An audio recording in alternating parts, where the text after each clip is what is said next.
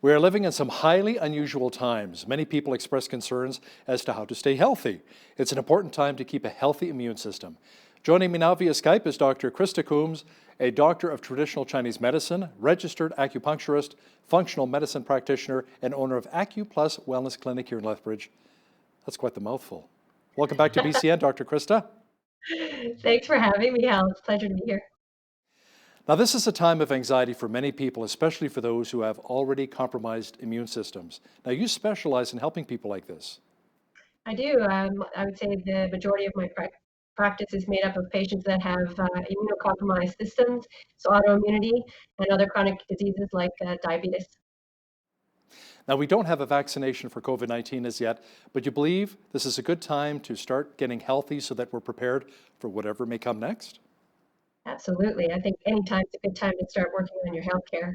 But right now and during the pandemic where everybody is very stressed and the heightened stress response that could turn out to be very chronic long term. And looking into going into next fall where we'll enter another flu season, stress is just going to begin again. So because stress can decrease the strength of the whole body, including the immune system, I would say focusing on some things that you can do on your own to keep it very strong and resilient will help even with all the extra stress. Now, you've put together a list of some self-directed tools to support our immune resilience. What's at the top of that list?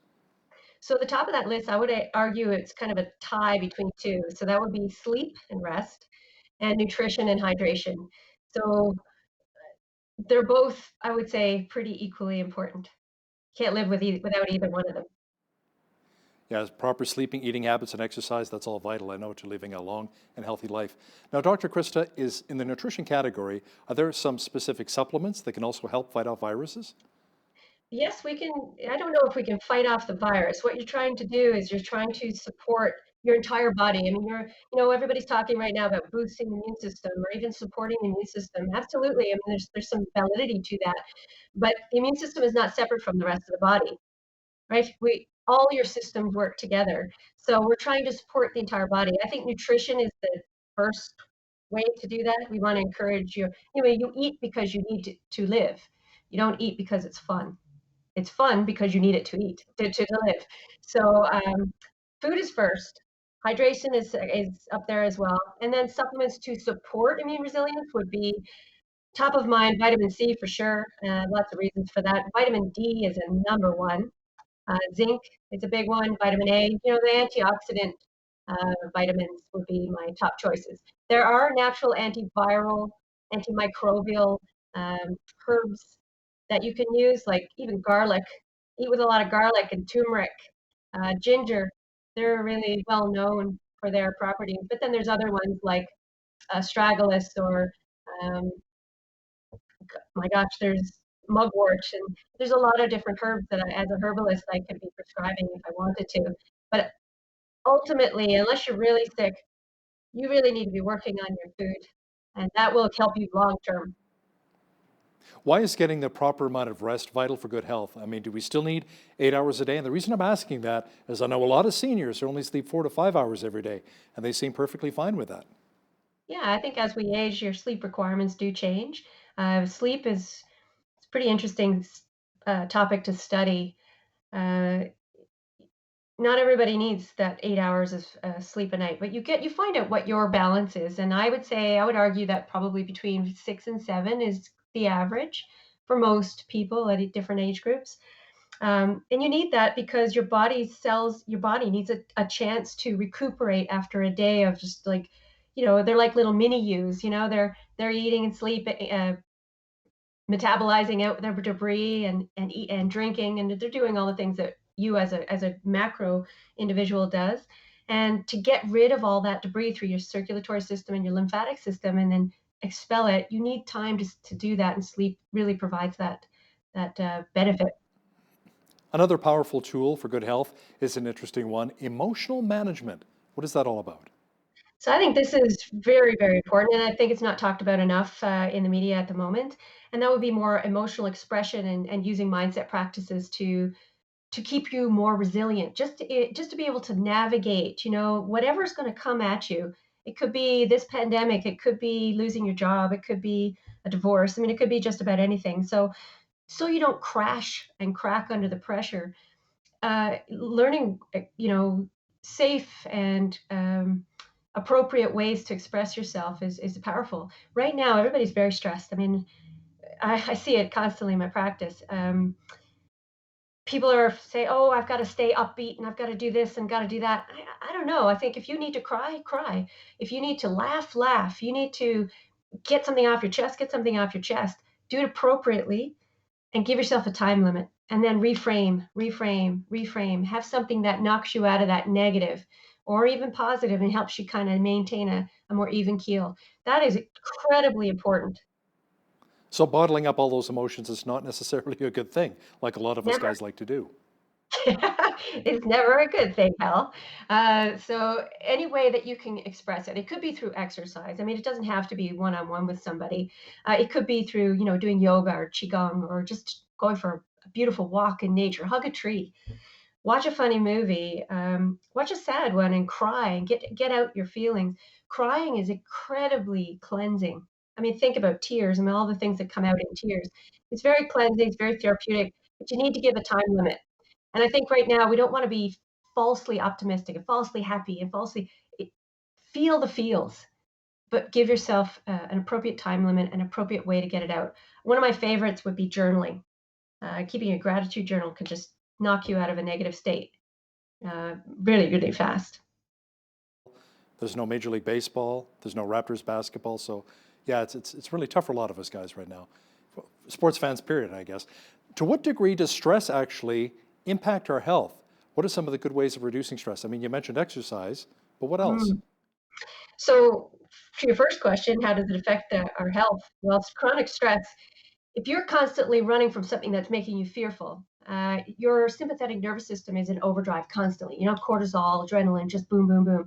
Cortisol, it's in short spurts is very anti-inflammatory, but long term it's very inflammatory. So it creates more stress in the body. It can raise blood pressure, make other systems not work very effectively. For example, when you're in a heightened sympathetic nervous system response, maybe 10, 20, 15% of the blood flow goes to your digestive system. But when you're in that parasympathetic response, where you're more in that rest, digest, repair state, when that's happening, 50% of your blood flow can go to your digestive system and brain, actually. So trying to find ways to get yourself out of that chronic stress response as often as possible is ideal. That's where rest is really important and movement and stuff as well.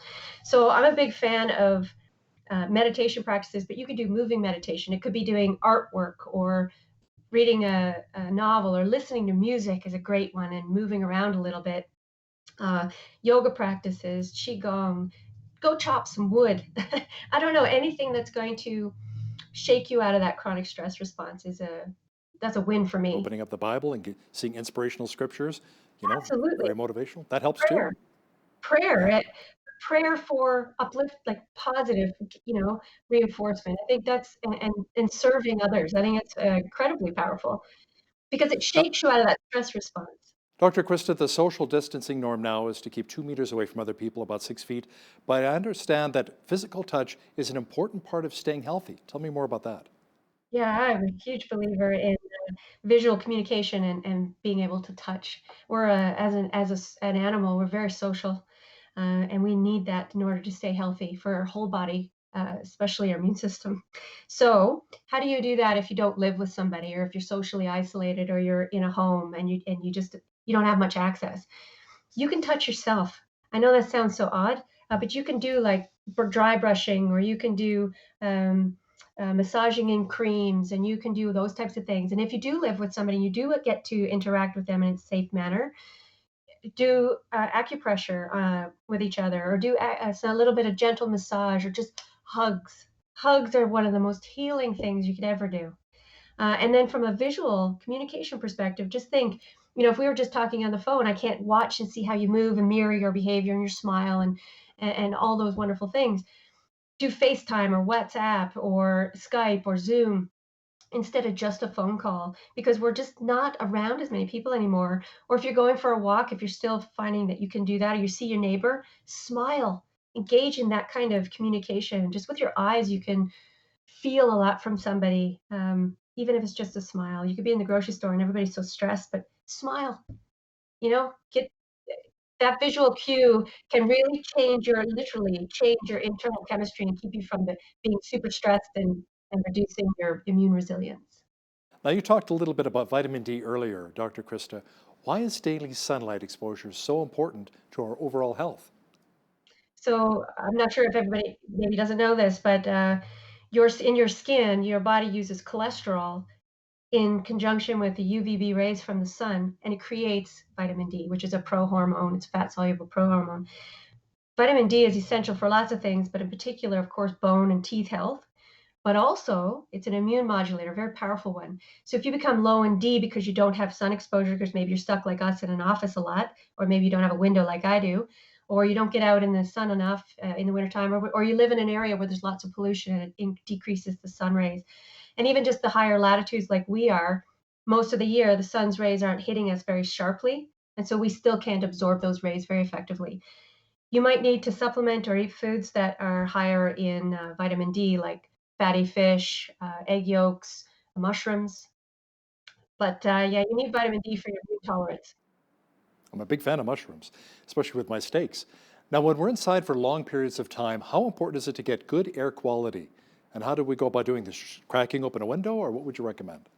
This one had me worried very much from the start with all the self-isolation, because people are going to be stuck inside more. They're a little more fearful to go out and about. And if you're got a whole family or a group that are living together and you're not opening the windows enough and you got more carbon dioxide, you're cooking more at home, which a lot of people are doing. You've got off-gassing from pots and pans, more dust buildup. Make sure you just open your windows a couple times a day, get some good airflow, maybe have some good filters. You can get them all over the place, some really great ones. Don't be using air fresheners. I mean, people are using all kinds of cleaners right now to be overzealous with them, and there's a lot of toxic fumes that come with that you're breathing in and putting you at risk. You can change your furnace filter more often. Just anything that keeps the air quality down or improved is better for you. Yeah. Physical movement and exercise is always vital to good health. Any advice on properly doing this, especially for those of us as we get older? Yeah. So if you have some mobility issues or you haven't been active in a while, just pace yourself. Not not overworking out is better for you than or working sorry working out. You don't have to over excel. You just need to get some movement in and just don't sit all the time. Don't just lounge in front of the TV constantly. Yeah, you can do some of that, but get up and walk around, do some housework, yard work. um, but people who are more immobile, you can do chair yoga, you can do stretching just with a friend in the chair. You can do it laying in a bed. Somebody can, just gently moving your legs, and lots of things that you can do. Yoga is probably and qigong are probably the top two that are very easy on the body that you can adapt for really any age, any mobility level. It's funny, in my football playing days, I was an offensive tight end in football, and I'd be at the gym all the time working out. They say, no pain, no gain, push it harder, and more pain. Now that I'm a little bit older, it's more important to really listen to your body, isn't it? The no pain, no Absolutely. gain may not really apply as much as you get older. I think the more body awareness you start paying you have, the healthier you can be because you'll make better choices. You have to have a solid why for why you want to be well, and that mental state can help you navigate some of these new techniques and get yourself on a better path to immune resilience. Tell me a bit about EMF and chemical exposures. What exactly is EMF, and what kinds of chemicals should we really be concerned about? So EMF is the electromagnetic frequencies that are being put out by anything electric. So cell towers, your cell phone, anything electric, your computers. I mean, right now, I mean, most of us spend a lot of time in front of computers, anyways, and we have Wi-Fi. So if you're suddenly spending more time in front of the TV or more time in front of these machines, there's more time talking on the phone to friends and family because you can't see them. Having a time limit on that, setting some boundaries, I think is crucial, because it can really. There's a lot of studies. There's hundreds and hundreds of studies showing damage from these rays when they're in abundance. You could turn off your Wi-Fi at night. You can even get things online that will automatically turn them off at a certain time at night. On your phone, I mean, everybody who has a phone has the ability to decrease blue light coming from the phone and set it up on the phone so that it's only reduce the blue light exposure if you're on it after, say, 10 p.m., or wear blue light blocking glasses while you're watching TV in the evening. You'll sleep better. Um, EMF is such a big deal. Chemicals, though, are another huge one. Um, think about PBA and plastics. Even just going to one of the cafes and grabbing a mug with the plastic lid. All that hot liquid is dripping off that plastic into your coffee. So you're drinking plastic constantly. Lowering your load of chemicals from pesticides on food, buying organic. Think about the all the even the hand sanitizer people are using. Pay attention to what the ingredients are. A lot of them have triclosan in it, which is a carcinogen and a well-known one. Just make sure that it's 60+% alcohol, and you probably got a good one. Not a lot of scent. Overusing even essential oils can be damaging to the body. So just look at even cosmetics. Just look at how much load you're putting on your body. The less of that you have, the easier systems can deal with whatever crisis is coming its way. Dr. Krista, before I let you go, quickly share with our viewers the online link you have to a free download of your top 10 self-directed tools to support our immune systems. Absolutely. Thanks for letting me do that. I really wanted to be of service at this time, and I'm trying to give away as much content as I can. So I came up with this very long PDF for free for everybody to go through and find out what they can do today. Pick a few of them and just whatever resonates with you, and boost and significantly increase your immune resilience so that literally you can get through this, not worry about just getting a vaccine, because a vaccine is not necessarily a cure. You want to be able to interface with your regular day to day and get through this and years down the road. So go to my Facebook page, AcuPlus Wellness Clinic, and you'll see there's a free link right there if you scroll a little bit, and have access to it, share it, read whatever you need. If you need advice, just drop me a line and I'll help you out as best I can. Sounds great. Dr. Krista Coombs, Doctor of Traditional Chinese Medicine and registered acupuncturist with AcuPlus Wellness Clinic here in Lethbridge. Thanks a lot for joining me today. It was wonderful. Thank you very much, Hallie. I hope you do well. Stay safe.